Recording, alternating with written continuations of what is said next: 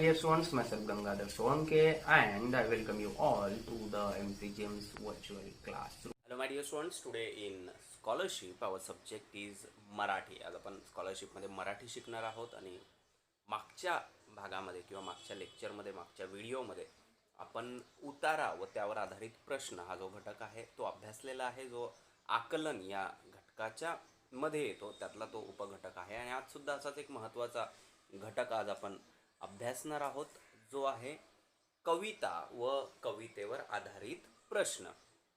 हा सुद्धा घटक तसाच आहे जसा उतारा व त्यावर आधारित प्रश्न होता, की एक उतारा दिलेला असेल, त्यावर आधारित प्रश्न दिलेले असतील आणि त्या प्रश्नांची उत्तर आपल्याला उतार्यात बघून सोडवायची होती. इथे सुद्धा तसंच आहे, कविता दिलेली असणार आहे आणि त्या कवितेवर आधारित प्रश्न दिलेले आहेत. ते प्रश्न सोडवण्यासाठी आपल्याला कविता पुन्हा पुन्हा वाचणं, समजून घेणं, प्रश्न नीट वाचणं आणि मग त्या प्रश्नांची बरोबर उत्तरं जी आहेत ती देणं, हेच आपल्याला या प्रश्नांमध्ये सुद्धा करायचं आहे. फक्त थोडंसं इथे उतार्यापेक्षा हे थोडंसं अवघड आहे असं आपण म्हणूया, कारण कविता समजून घ्यायला जराशी उतार्यापेक्षा अवघड असते. उतार्यामध्ये सरळ सरळ वाक्य दिलेली असतात, त्यामुळे आपल्याला ते समजायला सोपं जातं, आपण त्याला आरामात इझिली समजून घेऊ शकतो. परंतु कवितेमध्ये एक गोष्ट लक्षात घ्या की कविता ही पुन्हा पुन्हा आपल्याला वाचावी लागेल, त्यावर दिलेले प्रश्न समजून घ्यावे लागतील आणि मग त्या प्रश्नांची जे 4 पर्याय आहेत त्या पर्यायांमधून एक उत्तर आपल्याला आपलं लिहायचं आहे.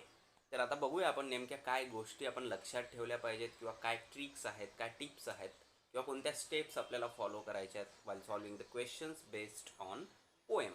कवितेवर आधारित जे प्रश्न आहेत ते सोडवताना काय काळजी आपल्याला घ्यायची आहे, किंवा कोणकोणत्या गोष्टी आहेत ते आपल्याला लक्षात ठेवायच्या आहेत. तर सगळ्यात पहिली आणि महत्त्वाची गोष्ट जी आहे ती आहे, प्रथम कविता पूर्णपणे व काळजीपूर्वक वाचा. आता इथे हे 2 शब्द अतिशय महत्त्वाचे आहेत. फक्त पूर्ण कविता वाचून झाली म्हणजे आपल्याला प्रश्नांची उत्तर लिहिता येतीलच असं नाही, तर ती कविता आपल्याला काळजीपूर्वक वाचावी लागेल. आपल्याला हे लक्षात ठेवून ती कविता वाचायची आहे की आपल्याला विचारलेल्या प्रश्नांची उत्तरं लिहायची आहेत. त्यामुळे दिलेली कविता पूर्ण तर वाचायचीच आहे, परंतु काळजीपूर्वक सुद्धा आपल्याला ती कविता वाचायची आहे. आणि कविता वाचत असताना ह्या त्याच गोष्टी आहेत ज्या आपण उतारा व त्यावर आधारित प्रश्नांमध्ये बघितल्या, की कवितेचा आशय व अर्थ काय करायचं आहे आपल्याला, आशय व अर्थ समजून घ्यायचा आहे. हे इथे संजीवन झालेलं आहे, ते नाही आहे, हे आहे समजून घेणे. कवितेचा आशय म्हणजे कविता कशाच्या संदर्भातली आहे, कवितेचा विषय काय आहे, किंवा कवितेचा गाभा काय आहे, कवितेचं म्हणणं काय आहे, हे आपल्याला समजून घेणं गरजेचं आहे.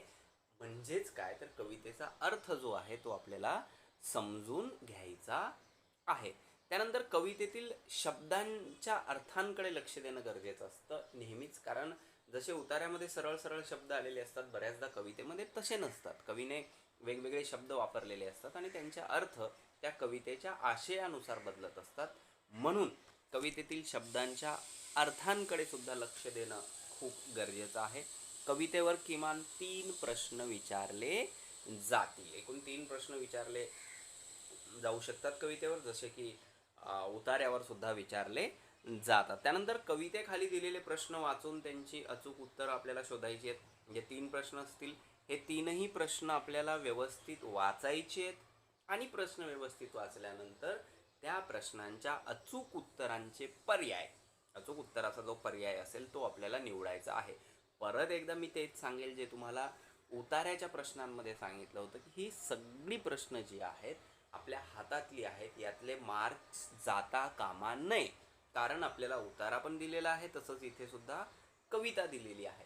म्हणजे एक प्रकारे आपल्याला वरती बघून खाली उत्तर लिहायचं आहे. फक्त काय करायचं आहे, दिलेली कविता नीटपणे वाचणे, समजून घेणे आणि प्रश्नांची अचूक उत्तरे लिहिणे गरजेचं आहे. त्यानंतर प्रश्न आपण नीट वाचल्यानंतर कवितेतील शब्दांचे समानार्थी, विरुद्धार्थी शब्द, ध्वनिदर्शक शब्द यावरही प्रश्न विचारले जाऊ शकतात आणि या गोष्टींकडे सुद्धा लक्ष देणं खूप आवश्यक आहे. त्यामुळे शब्दार्थ जे आहेत, जसं की विरुद्धार्थी असू शकतात किंवा समानार्थी असू शकतात, किंवा ध्वनिदर्शक शब्द जे आहेत त्या कवितेत आलेल्या त्या शब्दांकडे आपल्याला लक्ष देणं गरजेचं आहे. मग आता प्रश्नाची उत्तर लिहिताना आपल्याला काय करायचं, तर उत्तरांचे दिलेले 4ही पर्याय नीट वाचायचे आणि मग आपल्याला आपला अचूक पर्याय निवडायचा आहे. हे करताना आपल्याला घाई करायची नाही. उत्तर निवडण्याची घाई करू नका. उत्तर निवडण्याची घाई करू नका. म्हणजे प्रश्न वाचला, पर्याय वाचले आणि आपण उत्तर दिलं असं न करता व्यवस्थितपणे प्रश्न वाचणं, व्यवस्थितपणे पर्याय वाचणं आणि त्यातून एक बरोबर अचूक पर्याय निवडणं. हे करताना आपल्याला घाई करायची नाही. प्रश्नाचे उत्तर शोधताना सर्व पर्याय पडताळून पहा. म्हणजे जे 4 पर्याय दिलेले आहेत त्यातलं कोणतं उत्तर आहे हे आपल्याला व्यवस्थित पडताळून बघायचं आहे. कवितेचा काही भाग किंवा प्रश्न नीट समजला नाही तर तो भाग पुन्हा वाचा. असं होऊ शकतं की आपण एखादा प्रश्न वाचलेला आहे आणि तो प्रश्न आपल्याला समजला नाही, किंवा कवितेतला एखादं कडवं आपल्याला समजलं नाही, तर ते आपण पुन्हा पुन्हा वाचणं गरजेचं आहे. कारण परत परत वाचल्यानंतर ते आपल्याला समजू शकतं. त्यामुळे एखादा प्रश्न किंवा एखादा कडवं किंवा कविताच जर आपल्याला समजली नाही तर ती पुन्हा पुन्हा वाचणं खूप गरजेचं आहे. अनेकदा उत्तरांचे 2-2 पर्याय बरोबर वाटतात आणि म्हणून खात्री करून योग्य पर्याय निवडा.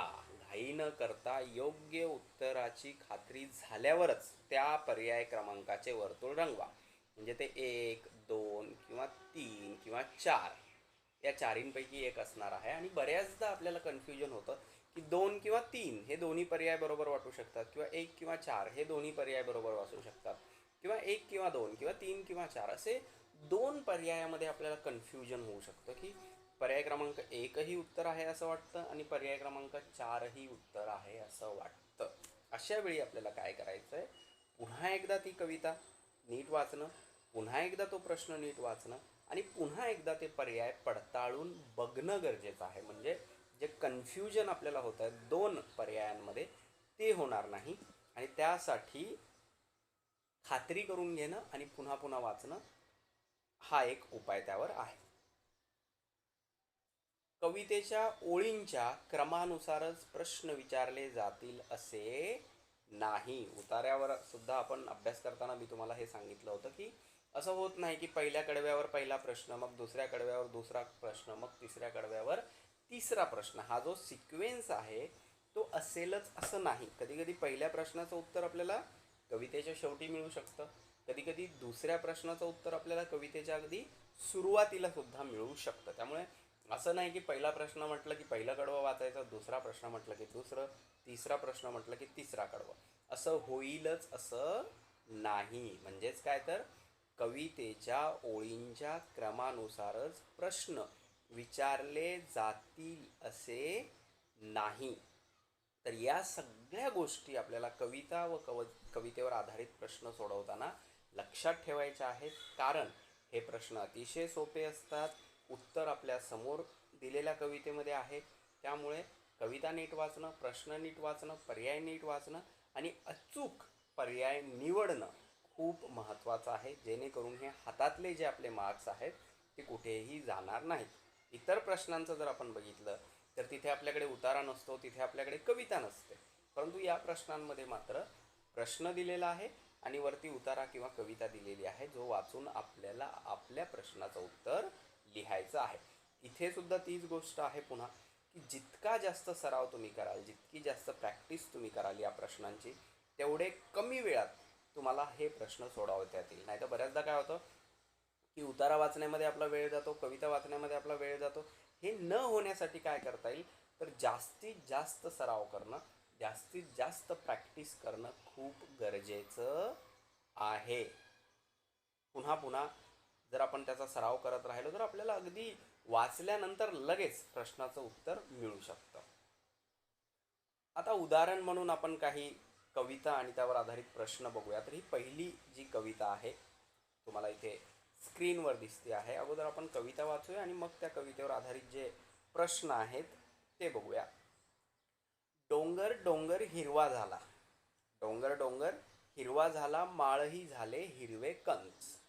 डोंगर डोंगर हिरवा झाला, माळही झाले हिरवे कंच, डोंगर उतरून आले पाणी, गात खळाळत अवखळ गाणी. डोंगर डोंगर हिरवा झाला, माळही झाले हिरवे कंच, डोंगर उतरून आले पाणी, गात खळाळत अवखळ गाणी.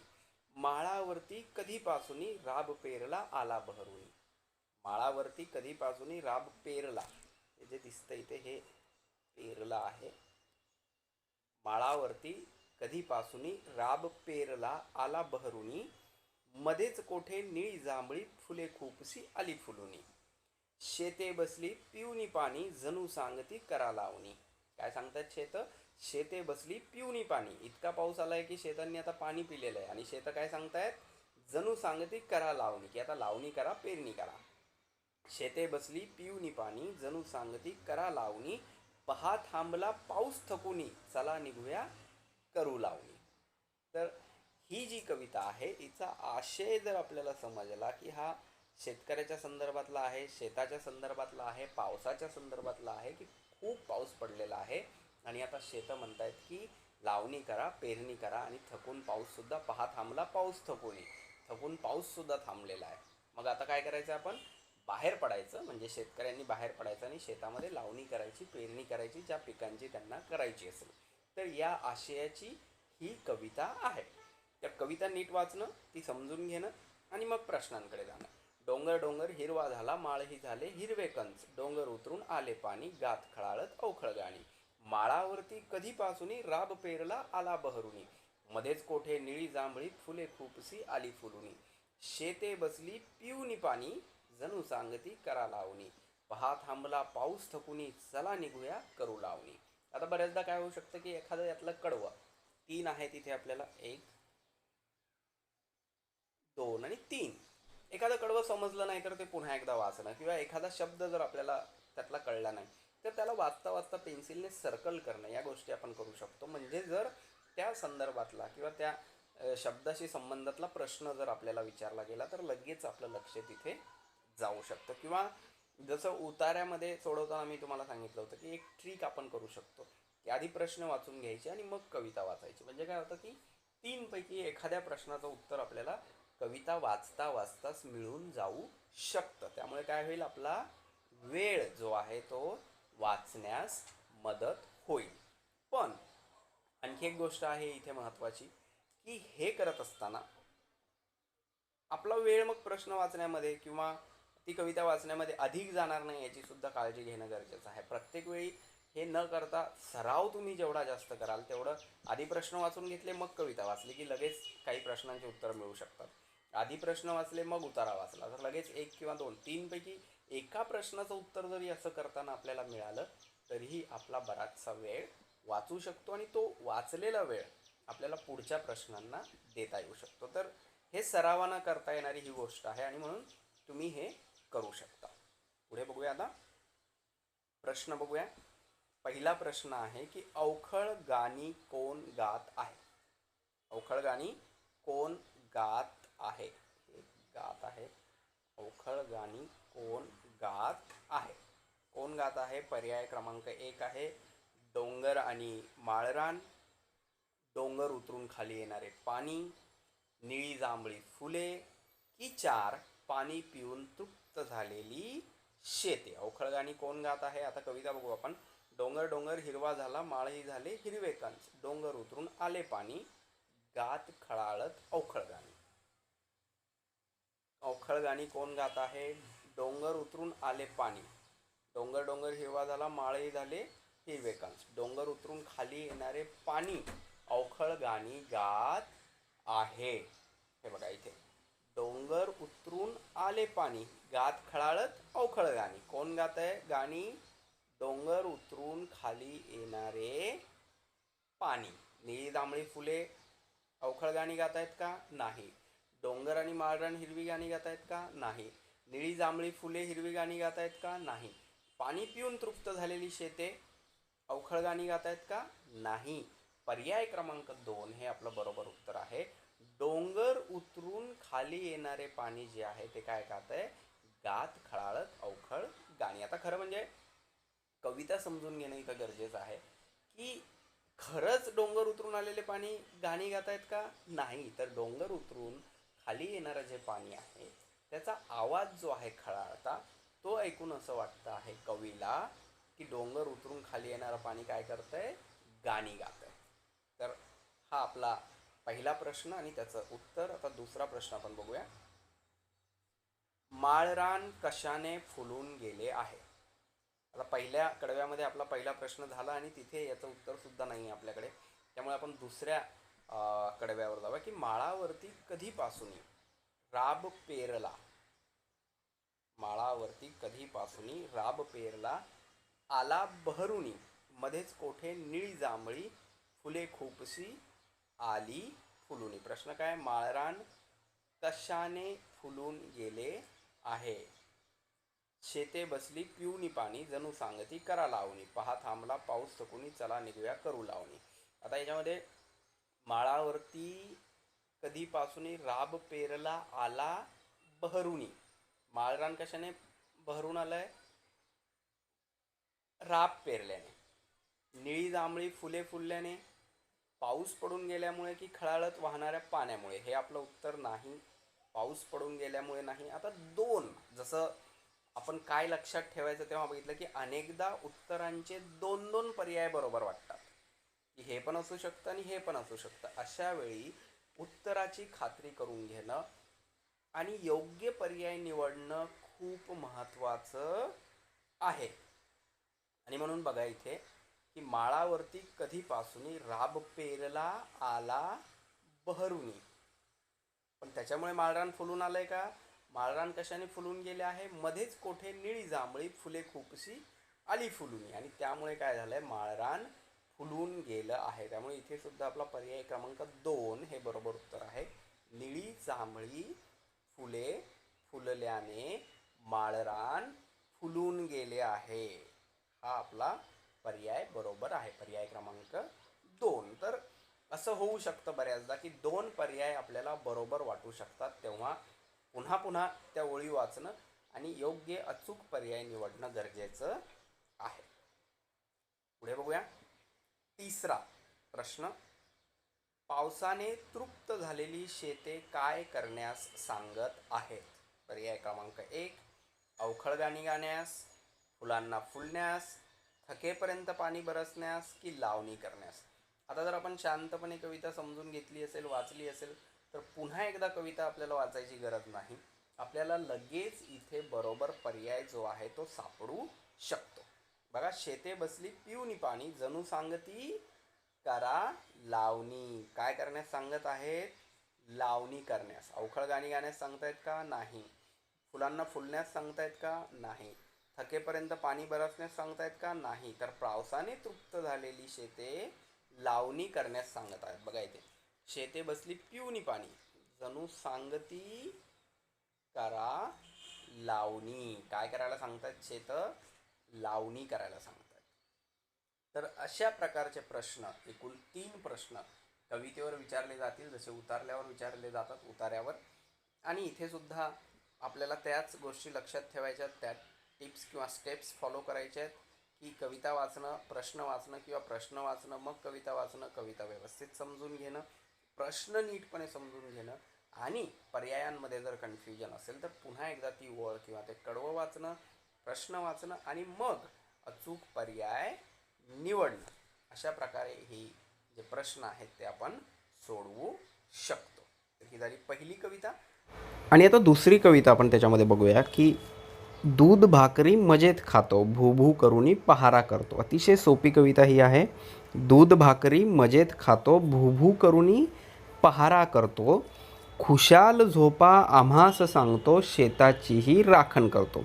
पहिली कविता जशी डोंगरदऱ्यांची, पावसांची, शेतकऱ्याची लावणी करण्याची होती, तशीच ही कविता आहे, फक्त थोडीशी वेगळी आहे आणि शेतकऱ्याच्या एका मित्राची आहे किंवा आपल्या सगळ्यांच्या एका मित्राची आहे, जो काय म्हणतोय बघा की दूध भाकरी मजेत खातो, भूभू करूनी पहारा करतो, खुशाल झोपा आम्हास सांगतो, शेताचीही राखण करतो, धन्यापरी करी खरी माया. धन्यापरी म्हणजे तो ज्याच्याकडे आहे त्या मालकाकडे. धन्यापरी करी खरी माया, सेवा करण्यात तत्पर काया. आणि सेवा करायला तो नेहमीच तयार असतो. खाल्ल्या घरच्या भाकरीला जागतो, इमानी सदा जागृत असतो. अशी ही कविता आहे. आता ही कविता वाचल्या वाचल्या आपल्या लक्षात आला पाहिजे कवितेचा आशय, की ही कविता कोणाच्या संदर्भातली आहे, ही कविता कोणाची आहे. दूध भाकरी मजेत खातो, भूभू करूनी पहारा करतो. तर या भूभू या शब्दावरून आपल्या लक्षात येतं की ही कविता कुत्र्याची आहे. कुत्रा हा जो पाळीव प्राणी आहे, आपल्या सगळ्यांच्या आजूबाजूला अनेक कुत्रे असतात. कधी आपल्या घराच्या जवळ, आपल्या कॉलनीमध्ये, आपल्या सोसायटीमध्ये किंवा तुमच्यापैकी बऱ्याच जणांच्या घरीसुद्धा कुत्रा पाळलेला असेल. आणि जर आपण गावी गेलो तर शेतकऱ्याच्या शेतामध्ये एखादा कुत्रा असतोच असतो. प्रत्येक शेतकऱ्याकडे असतोच असं नाही, परंतु शेतीमध्ये शेतकऱ्याला मदत म्हणून शेतकऱ्याकडे कुत्रा असतो. आणि तो काय मदत करतो? दूध भाकरी मजेत खातो, भूभू करूनी पहारा करतो. पहारा करणे म्हणजे काय? तर तो रक्षण करतो. जर कोणी आलं तर तो भुकतो आणि त्यामुळे येणारा माणूस काय होतो? जर चुकीच्या उद्देशाने आला असेल, चोरी करण्याच्या वगैरे उद्देशाने आला असेल तर तो पळून जातो किंवा तो घाबरतो. तर दूध भाकरी मजेत खातो, भूभू करूनी पहारा करतो, खुशाल झोपा आम्हास सांगतो, शेताचीही राखण करतो. आणि तो काय म्हणतो कुत्रा? की तुम्ही खुशाल झोपा, मी रात्रभर जागून तुमच्या शेताची काय करेल? राखण करेल. धन्या परी करी खरी माया. म्हणजे तो कुत्रा ज्याच्याकडे आहे त्याच्यावर खूप माया करतो, त्याच्यावर खूप प्रेम करतो. सेवा करण्यात तत्पर काया. आणि तो त्याची सेवा करायला काय असतो? नेहमीच तयार असतो. खाल्ल्या घरच्या भाकरीला जागतो. खाल्ल्या घरच्या भाकरीला जागतो म्हणजे काय? तो ज्याच्याकडे असतो कुत्रा, ज्या शेतामध्ये शेतकऱ्याकडे असतो किंवा ज्या घराकडे असतो, त्या लोकांच्या मदतीसाठी तो सदैव तयार असतो. तिथलं अन्न त्याने खाल्लेलं असतं म्हणून त्यांची तो काय करतो? मदत करतो, त्यांच्या भाकरीला जागतो. इमानी सदा जागृत असतो. आणि कुत्रा कशासाठी ओळखला जातो? तर कुत्रा हा अतिशय इमानदार प्राणी आहे. म्हणजे तो ज्या घरची भाकर खाईल त्या घरातल्या लोकांचं रक्षण करेलच करेल, असं कुत्र्याविषयी म्हटलं जातं. तर ही कुत्र्याविषयी आपल्याला माहिती देणारी किंवा कुत्र्याविषयी सांगणारी कविता आहे. दूध भाकरी मजेत खातो, भूभू करूनी पहारा करतो, खुशाल झोपा आम्हास सांगतो, शेताचीही राखण करतो, धन्यापरी करी खरी माया, सेवा करण्यात तत्पर काया, खाल्ल्या घरच्या भाकरीला जागतो, इमानी सदा जागृत असतो. तर अशी ही कुत्र्याच्या संदर्भातली कविता आहे. आणि आता आपण यावर आधारित प्रश्न बघूया की वरील कवितेत कोणत्या प्राण्याबद्दलचे वर्णन आले आहे? अतिशय सोपा प्रश्न. बैल नाही, बैलाचा कुठेही उल्लेख नाही किंवा बैलाच्या संदर्भातली कोणतीही गोष्ट इथे नाही की ही कविता बैलाच्या संदर्भातली आहे असं आपण म्हणू शकतो. घोडा, तर घोड्याच्या संदर्भातली सुद्धा ही कविता नाही आहे. जर कविता बैलाविषयी असती तर बैल शेतीत काम करतो वगैरे अशा गोष्टी असत्या. जर घोड्याच्या संदर्भातली असती तर चना खातो किंवा तो खूप लांब वेगाने धावतो किंवा वजन इकडून तिकडे वाहतो अशा प्रकारचं काहीतरी असलं असतं, तेही नाही. गाय, जर गाईच्या संदर्भातली ही कविता असते तर गाय दूध देते, आपल्याला तिची मदत होते ती देत असलेल्या दुधामुळे, असं काहीतरी कवितेत असलं असतं, पण असं काहीच नाही. मग शेवटचा पर्याय उरतो कुत्रा. तर कुत्र्याविषयी ह्या कविता आहे का? तर हो. दूध भाकरी मजेत खातो, भूभू करूनी, ह्या भूभू या शब्दांवरून आपल्याला कळतं की ही कविता कुत्र्याच्या संदर्भातली आहे किंवा कुत्रा या प्राण्याबद्दलचं वर्णन या कवितेमध्ये आलेलं आहे. म्हणून आपला पर्याय जो आहे, अचूक बरोबर पर्याय जो आहे तो कोणता आहे? कुत्रा. बैल नाही, घोडा नाही, गाय तर नाहीच नाही. शेवटचा चौथा पर्याय कुत्रा हा बरोबर आहे. पुढचा प्रश्न बघूया. खाल्ल्या घरच्या भाकरीला जागणे या अर्थाची योग्य म्हण कोणती? आता बघा, जसं कोणत्या गोष्टी आपण लक्षात ठेवल्या पाहिजेत कवितेच्या किंवा उतार्याच्या प्रश्नांची उत्तरं देताना हे सांगत असताना मी तुम्हाला सांगितलं की बऱ्याचदा शब्दार्थामध्ये विरुद्धार्थी शब्द किंवा समानार्थी शब्द किंवा म्हणी किंवा वाक्यात उपयोग असे प्रश्नसुद्धा या प्रश्नांमध्ये विचारले जाऊ शकतात. त्यामुळे त्यावरसुद्धा आपण लक्ष ठेवलं पाहिजे की खाल्ल्या घरच्या भाकरीला जागणे. इथे आलं आहे बघा की धन्यापरी करी खरी माया, सेवा करण्या तत्पर काया. खाल्ल्या घरच्या भाकरीला जागतो, खाल्ल्या घरच्या भाकरीला जागतो या अर्थाची योग्य म्हण कोणती? खाल्ल्या घरचे वासे मोजणे ही आहे का? जशी देनावळ तशी धुनावेळ ही आहे का? खाई त्याला खवखवे अशी आहे का? किंवा ज्याची खावी पोळी त्याची वाजवावी टाळी. तर हे जे आहे इथे सुद्धा पर्याय क्रमांक 4 हा बरोबर आहे. ज्याची खावी पोळी त्याची वाजवावी टाळी म्हणजे ज्याच्या घरचं अन्न आपण खातो किंवा ज्याच्यामुळे आपल्याला काहीतरी मिळतं त्याच्यासाठी उभं राहणं हे महत्त्वाचं आहे, असा या खाल्ल्या घरच्या भाकरीला जागतो या कवितेतल्या ओळीचा अर्थ आहे, की ज्याची खावी पोळी त्याची वाजवावी टाळी. हे लक्षात ठेवा. नंतर शेवटचा प्रश्न, कवितेत वर्णन आलेल्या प्राण्याचा पुढीलपैकी कोणता गुण कवितेत आलेला नाही? आता बघा, असे अनेक प्रश्न असतात. अशा प्रश्नांची ट्विस्ट अशा प्रश्नांमध्ये असते आणि कन्फ्युजनसारखा हा प्रश्न असतो. आता बघा, कवितेत वर्णन आलेल्या प्राण्याचा, आता सगळ्यात आधी तर कोणत्या प्राण्याचं आहे वर्णन? कुत्रा. कोणता गुण कवितेत आलेला नाही, या नाहीवर आपल्याला लक्ष देणं खूप गरजेचं आहे. बऱ्याचदा काय होतं, कवितेत वर्णन आलेल्या प्राण्याचा पुढीलपैकी कोणता गुण कवितेत आलेला नाही, हे नाहीवर आपलं लक्ष जात नाही आणि म्हणून आपला पर्याय चुकण्याचा चान्स असतो. म्हणून प्रश्न नीट वाचणं, लक्षपूर्वक वाचणं आणि मग दिलेल्या पर्यायांचा विचार करणं अशा प्रकारच्या प्रश्नांमध्ये खूप गरजेचं आहे.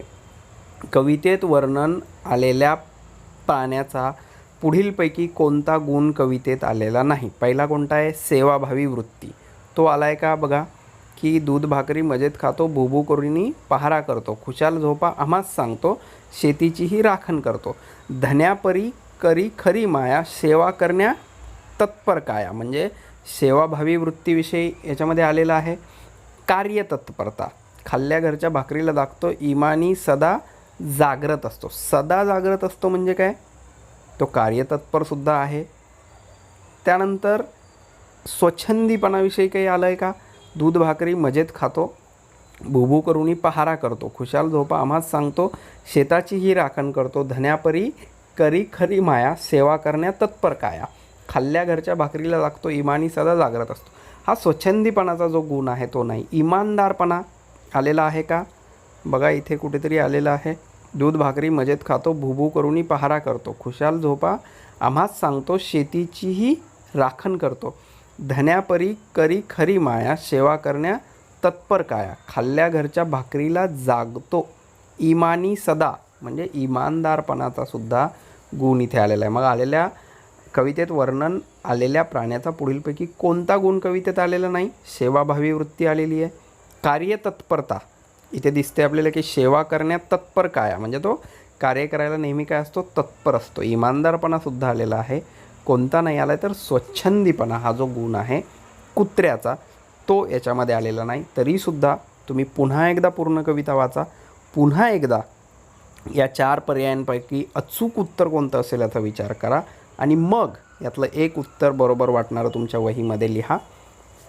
तेव्हा तुमच्या लक्षात येईल की यातला कोणता गुण आहे जो कवितेत आलेला नाही. तर अशा प्रकारे आपल्याला जसं उतार्यावर आधारित प्रश्न सोडवायचे आहेत, अगदी तसेच कवितेवर आधारित प्रश्नसुद्धा सोडवायचे आहेत.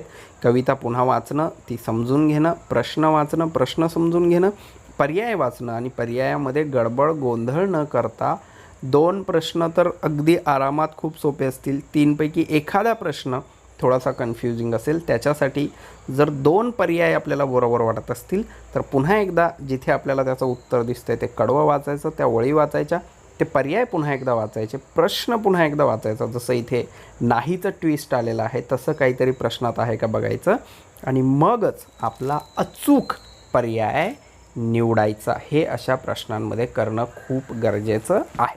पुन्हा एकदा मी तुम्हाला तेच सांगतो आहे की जसे उतार्यावर आधारित प्रश्नांची उत्तरं ही आपल्या हातातली आहेत, खिशातले मार्क्स आहेत, तसेच कवितेवर आधारित प्रश्नांचे सुद्धा आहेत. कारण प्रश्न समोर आहे, उत्तरसुद्धा समोर आहे.